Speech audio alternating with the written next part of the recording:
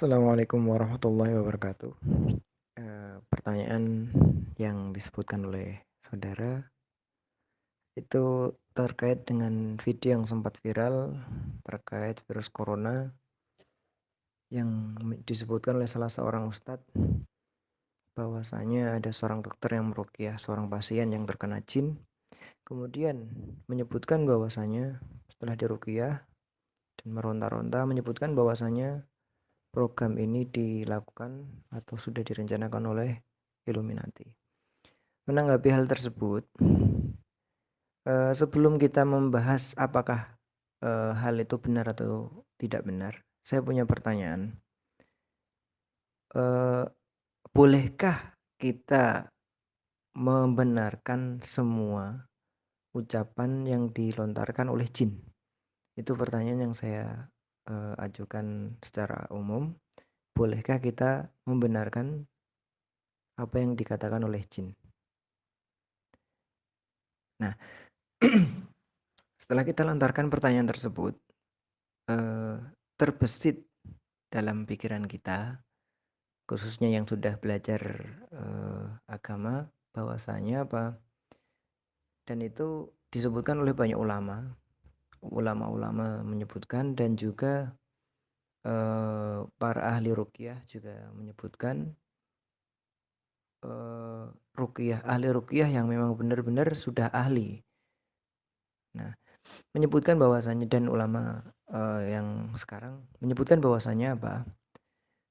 Seorang muslim itu tidak boleh untuk membenarkan apa yang dikatakan oleh jin, oleh seorang jin tersebut.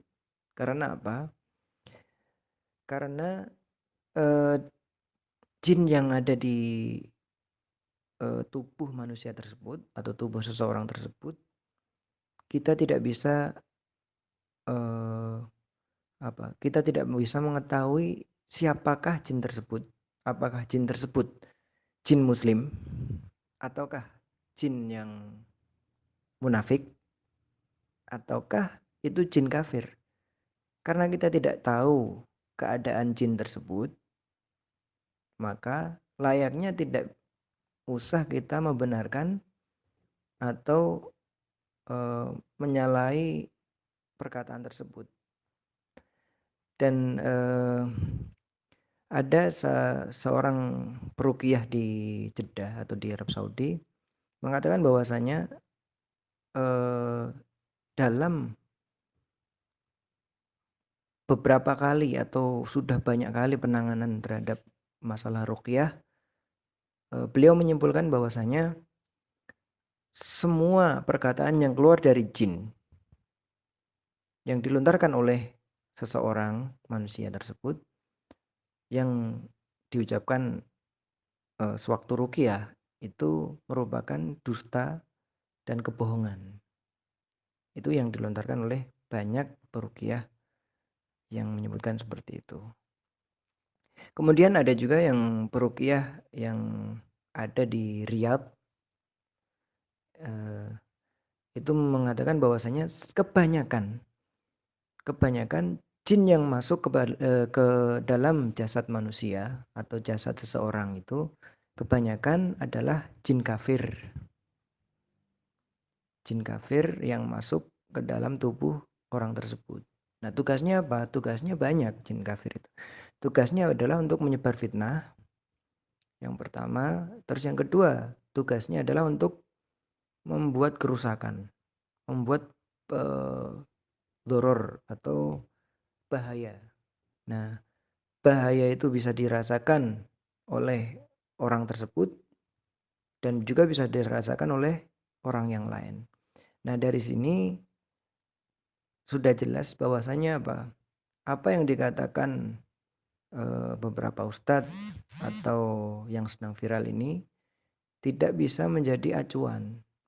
Tidak ada namanya validitas atau apakah itu bisa dipertanggungjawabkan atau tidak. Karena jin tersebut, ya seperti kita sebutkan tadi, jin tersebut tidak kita ketahui apakah jin itu muslim ataukah jin itu munafik.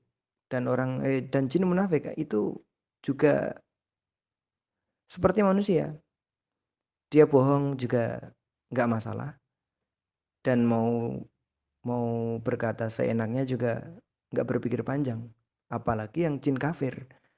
Nah, dari situ kita sudah mencapai akhir kata, yaitu jangan mudah percaya oleh media yang di-share. Karena apa? Karena banyak dari kita itu yang pengen membuat konten baru supaya lebih menarik, apalagi terkait dengan apa? Terkait dengan masalah yang sedang panas. Nah, untuk itu atau kita yang sudah belajar hendaklah memfilter sesuatu tersebut. Jangan kita telan mentah-mentah, tapi kita harus cerna dulu apakah hal tersebut memang benar, atau hal tersebut memang dilakukan untuk supaya viral. Nah, kita harus tahu hal tersebut. Ya, sekian. Semoga bermanfaat. Wassalamualaikum warahmatullahi wabarakatuh. Pertanyaan dari saudara kita yaitu Rosi dari Yogyakarta, apa hukum mencela wabah atau penyakit? Apa hukum mencela wabah atau penyakit? Hukumnya adalah tidak boleh. Langsung saya katakan tidak boleh, karena banyak hadis yang menyebutkan dan banyak ulama juga yang menyebutkan untuk tidak mencela segala macam yang telah ditentukan Allah Subhanahu wa taala. Ada beberapa hadis. Salah satunya adalah hadis Jabir radhiyallahu anhu, bahwasanya Rasulullah SAW masuk ke dalam rumah Ummi Sa'ib atau Ummil Masib. Kemudian beliau bersabda, "Malaka ya Umma Sa'ib atau Ummal Masib tuzafzifin." Kamu ada apa dengan dirimu, wahai ibunya Sa'ib atau ibunya Masib? Kenapa kok eh, apa namanya itu? Derdek atau apa ya, menggigil, atau kalau orang terkena demam tinggi kan terkadang menggigil. Nah, kenapa ditanya seperti itu? Kemudian wanita ini menjawab, qalat al-humma, ini karena eh, demam. Dijawab, ini karena demam. La barakallahu fiha. Faqala, kemudian Rasulullah bersabda, la tasubbil humma, jangan mencela demam atau humma tersebut atau penyakit panas. Fa innaha tudhibu khotoya bani Adam. Karena sesungguhnya apa? Sesungguhnya demam tersebut bisa menghilangkan eh, dosa-dosa seseorang. Kama, nah, bisa menghapuskan dosa-dosa seseorang. Dari sini bisa kita simpulkan, berarti tidak hanya huma atau tidak hanya demam yang tidak boleh dicela, tetapi semua hal yang berkaitan dengan apa? Yang berkaitan dengan eh, ketentuan Allah Subhanahu wa taala yang telah ditetapkan atau yang telah dituliskan kepada seseorang, maka tidak boleh mencela ketetapan tersebut. Dan apabila ada yang mencela wabah atau orang yang terkena wabah kemudian mencela wabah tersebut, itu berarti sama dengan apa? Dengan mencela yang menciptakan. Wabah tersebut diciptakan oleh siapa? Oleh Allah Subhanahu wa taala. Dan apabila kita mencela suatu penyakit atau wabah, maka sama saja kita mencela Allah Subhanahu wa taala.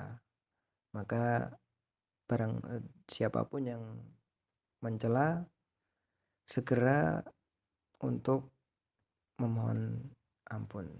Kemudian saya sebutkan satu hadis lagi, bahwasanya Nabi Muhammad SAW masuk ke dalam rumah salah seorang badui.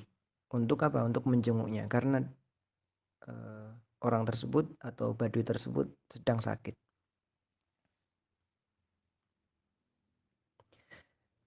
Kemudian Nabi Muhammad SAW bersabda saat menjenguk badui tersebut, la ba'sa tahurun insyaallah. Artinya adalah enggak apa-apa, tahur insyaallah. Qala la ba'sa tahurun insyaallah. Qala qultu tahur. Kemudian orang badui tersebut bilang qultu tahur, katanya bersih atau katanya enggak masalah gitu. Dan itu menyangkal apa yang telah didoakan oleh Nabi Muhammad SAW sebelumnya. Kalla wa bal hiya humma tafur au tathur ala syekhin kabir tuzirhul qubur. Faqala Nabi SAW fana'am idhan. Nah, saya akan jelaskan maknanya di sini bahwasanya Nabi berdoa dan ini juga dianjurkan untuk kita kalau mengunjungi orang-orang yang sakit atau orang yang tidak sehat, itu dianjurkan untuk berkata la ba'sa tahurun insyaallah. Ini sebenarnya adalah doa tahur yang di sini adalah tahur alladzi yutahhiruhu minadzam. Nah, jadi demam tersebut itu bisa menghilangkan atau membersihkan orang tersebut dari dosa-dosa. Maka dianjurkan untuk bersabar. Kemudian apa? Setelah mendengar doa tersebut, seorang badui itu mengingkari atau enggak dengan jawaban yang seperti ini itu enggak senang gitu loh. Kemudian apa? Menjawab dengan jawaban yang jelek gitu. Dengan jawaban yang jelek. Apa yang dia bilang? Yaitu tadi punya hadis setelahnya, humma tafur tohur kalla, sekali-kali tidak. Dia itu bukan bukan membersihkan katanya. Kalla bal hiya humma tafur ay tashtaddu aw taghli.